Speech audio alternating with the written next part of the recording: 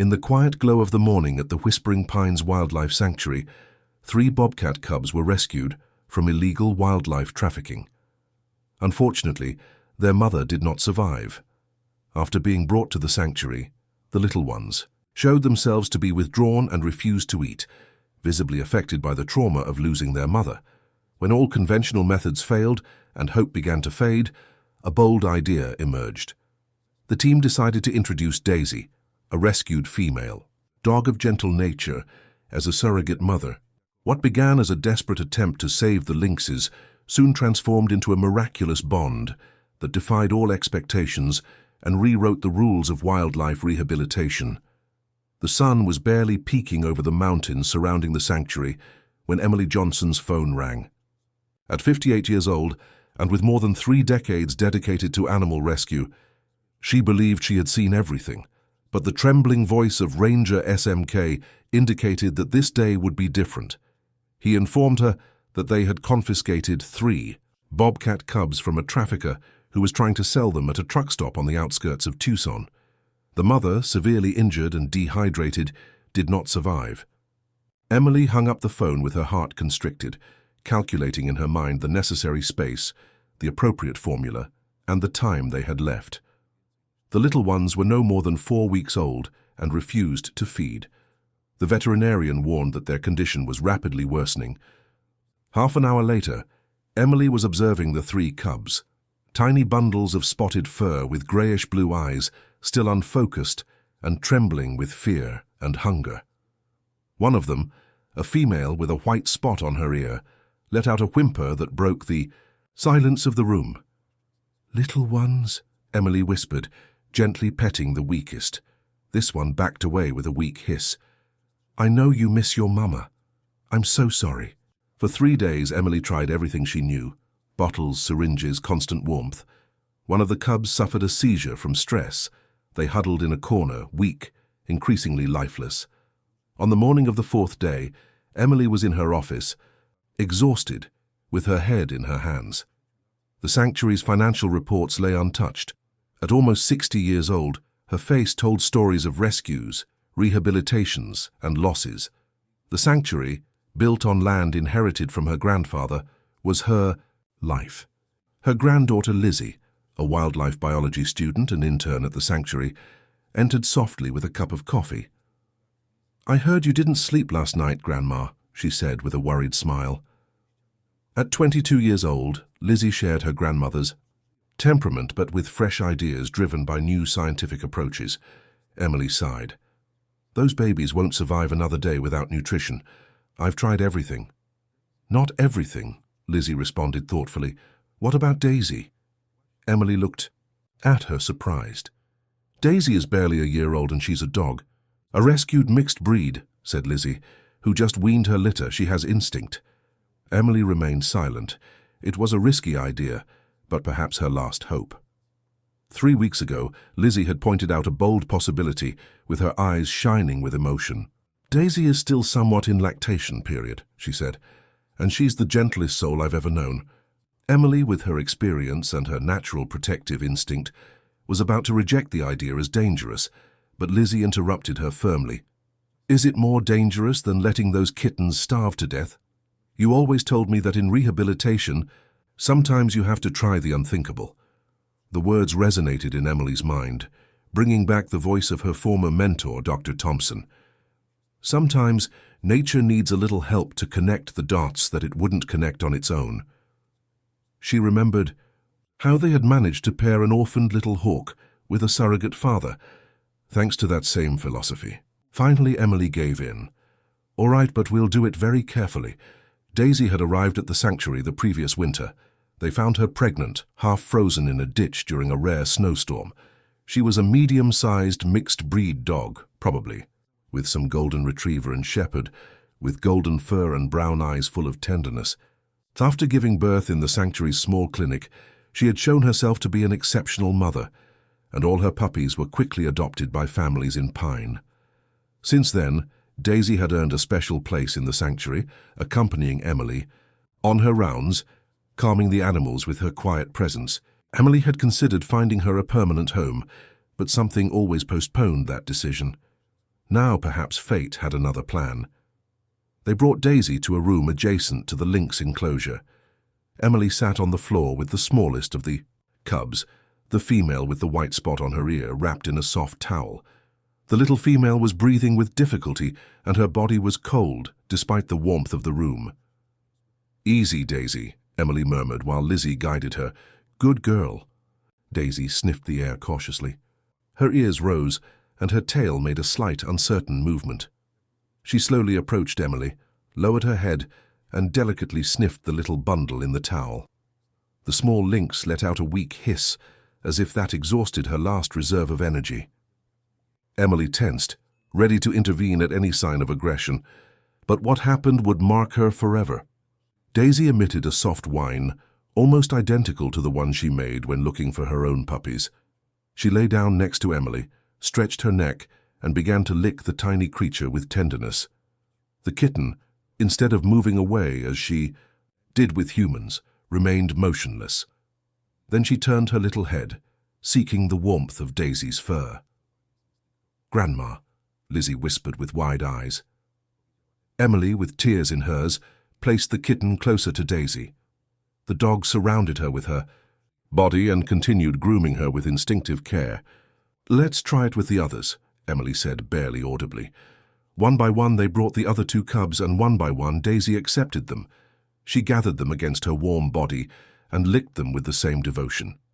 In less than an hour, the 3 cubs were curled up next to her, and to Emily's amazement they began to nurse. "It's not ideal nutrition," she murmured, watching hopefully. "We'll still need to supplement with formula if they accept it, but this connection could save them." Lizzie placed her hand on her grandmother's shoulder. "Sometimes the medicine they need most is love. You taught me that." During the following week, a transformation occurred that not even Emily dared to anticipate. Under Daisy's constant care, the cubs began to thrive. They gained weight, their fur became shinier, and their eyes recovered the curious and lively brightness of any healthy cub. It was undoubtedly a miracle of instinct, affection, and second chances. Daisy's maternal curiosity never faded. She watched the kittens closely, groomed them tenderly, and if any wandered too far, she brought it back, gently taking it by the scruff of the neck. If play became too rough, a deep, grave growl was enough to restore order. The sanctuary staff, already fond of the little ones, began giving them names. The white-furred female was called Patch. The largest of the males, with his exploratory attitude, received the name Scout. The smallest, quick and curious, was baptized as Rascal. Daisy seemed to know them perfectly, recognizing each one by name and responding differently to their unique behaviors. Emily documented every moment, took photos and videos, meticulously noted the details of their development. This unusual cross-species adoption was unlike anything she had witnessed in her long career, and she understood both its rarity and its potential value for wildlife rehabilitation. When the kittens turned 8 weeks old, they were already eating solid foods, a mixture of specialized formula and small pieces of meat appropriate for their age. But each night they continued sleeping, curled up against Daisy's warm body. Their behavior became increasingly feline. They stalked, jumped, and climbed with growing skill, games that became their favorite activities. Daisy watched them patiently, sometimes participating but almost always serving as a safe refuge to which they returned when they felt tired or insecure. "Their wild instincts remain intact," Emily told Dr. Rivera, the sanctuary's consulting veterinarian during one of his regular visits. "They're developing appropriate hunting behaviors despite the unconventional circumstances." Dr. Rivera, a man of about 40 years dedicated to wildlife medicine, examined Scout carefully. "His physical development is excellent. There are no signs of imprinting toward humans, which is crucial, but I'm concerned about their attachment to Daisy. These lynxes will need to be released or transferred to a specialized center. They can't stay with a dog." Emily knew he was right, but she had avoided thinking about it. The sanctuary's mission was rehabilitation, with the goal of releasing wild animals whenever possible. Those who couldn't be reintroduced were transferred to appropriate facilities. Having wild animals as pets, even in a sanctuary, went against everything she believed. "We'll cross that bridge when we get to it," she finally said, watching Scout jump from the examination table and run straight to Daisy, who was waiting patiently. "For now, she's giving them what they need. Just remember," Dr. Rivera warned, "the longer they spend together, the more difficult the separation will be for everyone." When the lynxes turned 4 months old, they had already become the sanctuary's unofficial favorites. Volunteers watched them with admiration from a prudent distance while they practiced hunting jumps over fallen leaves or chased their siblings' tails. Daisy continued to be their constant companion, although her role had evolved from protective mother to a kind of patient and playful guardian. Emily knew the time was approaching to decide the lynx's fate. They were growing fast. The spots on their infant bodies were beginning to fade, replaced by the more defined markings of adults.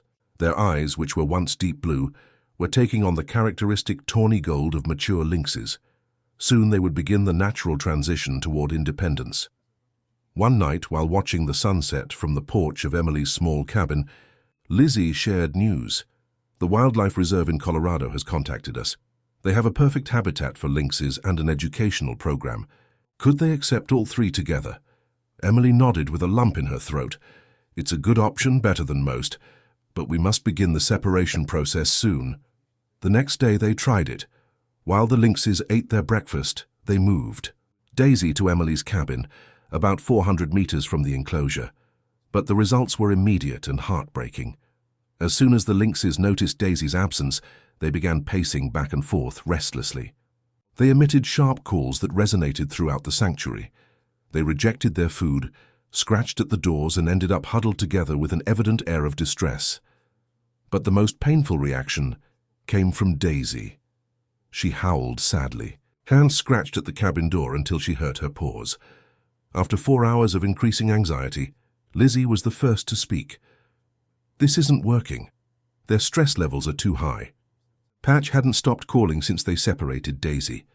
Emily watched with her heart tight from the observation window, while the smallest of the lynxes stood in the center of the enclosure with her head raised, emitting a heartbreaking lament. That seemed to beg for the return of her adoptive mother. After witnessing that desperate call, Emily and the team decided to try a more gradual approach. The reunion was moving. As soon as Daisy crossed the threshold of the enclosure, she was immediately surrounded by 3 jubilant lynxes who purred loudly while rubbing against her, inspecting her as if they wanted to make sure she was really there. Finally, they curled up beside her, exhausted and calm for the first time in days. Emily and Lizzie exchanged worried glances at that tender scene. The bond between them was deeper than they had imagined.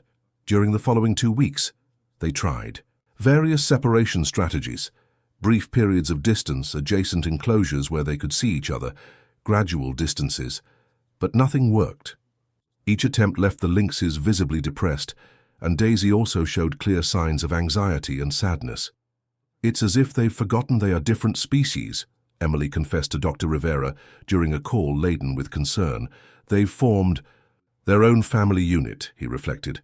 "It's not something without precedent in captivity environments. There are documented cases of bonds between species, but the question is, what's best for their long-term welfare?" The situation reached a critical point when representatives from the Mountain Wildlife Reserve arrived to evaluate the lynxes for possible transfer. Thomas Wilkins, the chief zoologist, spent an entire day observing this unusual family before meeting with Emily. "They are beautiful animals and are in excellent physical condition," he acknowledged while reviewing his notes. "But I have serious concerns about separating them from the dog. The stress could cause significant setbacks in their development." "So you won't accept them?" Emily asked, feeling both disappointed and relieved. Wilkins stroked his beard thoughtfully. "I haven't said that. What would happen if we also took the dog?" Emily looked at him, perplexed. "Are you serious? Daisy isn't a wild animal. She's a domestic dog. She should be in a home with people." "Listen to me," said Wilkins, leaning forward. "At the reserve we have staff accommodation. Maria, one of our best caretakers, has been looking for an animal companion. Daisy could live with her and spend supervised time with the lynxes each day.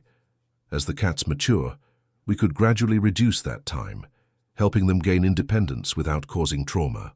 It was an unprecedented idea, but the more Emily thought about it, the more sense it made. The reserve had resources, space, and experience that the small sanctuary couldn't offer. And above all, this solution prioritized the emotional and physical welfare of all the animals. After multiple consultations with the sanctuary board and a long video call with Maria, Emily accepted the agreement that was as unusual as it was hopeful. The day of departure was bittersweet. Emily and Lizzie personally accompanied the lynxes, and Daisy in a specially equipped truck. Daisy, perceiving the tension in the environment, stayed close to the carriers and whimpered from time to time as if to comfort her strange but beloved litter. The Mountain Wildlife Reserve was an impressive facility located in the Colorado Rockies, with vast naturalistic habitats and a dedicated and professional staff. Maria, the assigned caretaker, was a warm, competent woman, passionate about animals. Emily was immediately impressed. "They'll have 3 acres, Maria explained while showing them the new enclosure. It's designed to encourage natural behaviors while allowing the necessary observation and care." The introduction was calm. With Daisy present, the lynxes cautiously explored the new territory. By sunset, they felt secure enough to begin climbing carefully distributed logs and rocks. Daisy watched them from below, always attentive. When the time came for Daisy to spend her first night in Maria's cabin, the entire process, though new, felt right. Emily held her breath, expecting the anguish they had witnessed in previous separation attempts to repeat. However, something was different this time. Perhaps it was the new environment or the fact that the lynxes were now busy exploring their vast and stimulating habitat. Their reaction was surprisingly milder. Although they called for Daisy a few times, they didn't show the extreme anxiety that had previously dominated them. "I think they sense this is different," Maria observed. "They perceive that this place is where they belong and that Daisy will return." During the following months, Emily received regular updates and made occasional visits to the reserve. The transition had gone much better than anyone had dared to hope. The lynxes thrived in their new home, growing strong and healthy. Daisy, for her part, adapted easily to living with Maria. She enjoyed the comforts of domestic life but still spent time each day with her peculiar lynx family. The relationship between them evolved naturally. They continued greeting her enthusiastically, but also began to fend for themselves. They explored their environment with greater confidence and practiced hunting skills with increasing dexterity. Upon reaching their first year, the lynxes were already majestic young adults. The bond with Daisy had changed from infant dependence to adult companionship. But what happened 18 months later surprised everyone. It all began with an alarming call from Maria. "Scout is sick," she said with a tense voice. "Dr. Mendez thinks it's a bacterial infection. He's not responding to treatment and refuses to eat." Emily, now 60 years old and considering retirement, felt her heart sink. Although she wasn't ready to completely leave the sanctuary, the case of the lynxes, and especially Scouts, had been one of the most significant of her career. "How serious is it?" she asked. "Serious enough to worry us greatly," Maria admitted. "He's isolated himself in a corner of the quarantine area. He won't let anyone approach, not even me." Emily didn't hesitate. "I'll bring Daisy. We're going to see him." The trip to Colorado seemed endless. When she finally arrived at the reserve, Scout had been sick for 3 days, getting weaker despite the medical team's efforts. "We can't administer medication without sedating him," Dr. Mendez explained, "and he's too weak to withstand repeated sedations. He needs to eat and take oral antibiotics, but he completely refuses."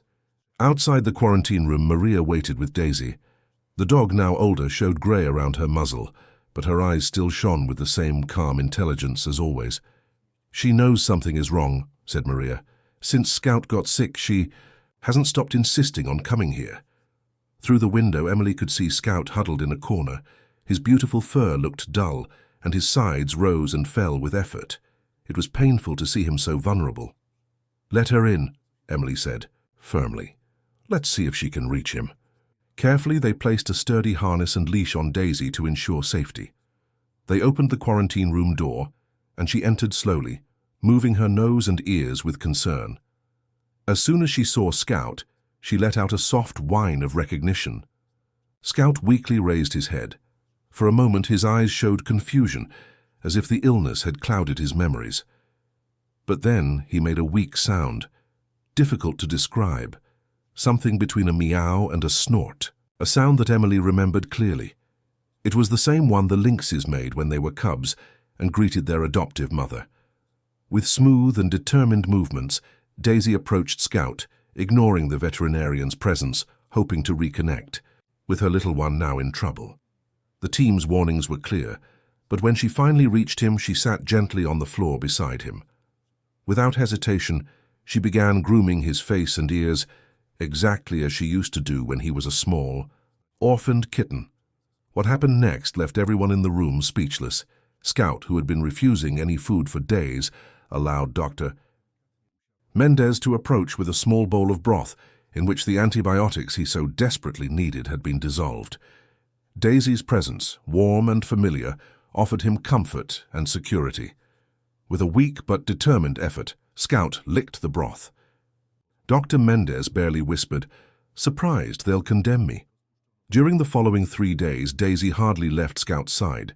She slept next to him, encouraged him to eat, and seemed to offer a strength that no medicine could equal. When they finally allowed brief visits from his siblings Patch and Rascal, the scene that was created was so moving, it made Emily cry on 3 different occasions. Seeing the 3 adult lynxes reunited with their canine surrogate mother in such a delicate moment of recovery was living testimony to something extraordinary. Scout's recovery was slow but steady. By the end of the week he was eating regularly, his energy was improving, and the infection began responding positively to treatment. The prognosis went from guarded to encouraging. "It's remarkable," said Dr. Mendez to Emily, as they watched Scout take his first short walk around the quarantine enclosure, with Daisy walking patiently beside him. "I've been working with wildlife for 20 years, and I've never seen anything like this. Love transcends species," Emily responded simply, remembering all the wonders she had witnessed throughout her career. When Scout was strong enough to return to the main habitat, Maria made an unprecedented suggestion. "I think Daisy should accompany him today, just for this day, to help him readjust." It was an unconventional request, but given the extraordinary circumstances, the sanctuary director approved it with special supervision. Thus, Daisy walked with Scout toward the enclosure where Patch and Rascal were already waiting for them. Emily watched them from the platform, and what she witnessed that day was etched in her memory forever. The 3 lynxes reunited in a scene of pure tenderness, purrs, head bumps, and gentle rubs. And then, as if it were spontaneous but perfectly natural choreography, they surrounded Daisy. Each one found their place beside her, as if they were still the small cubs they once were.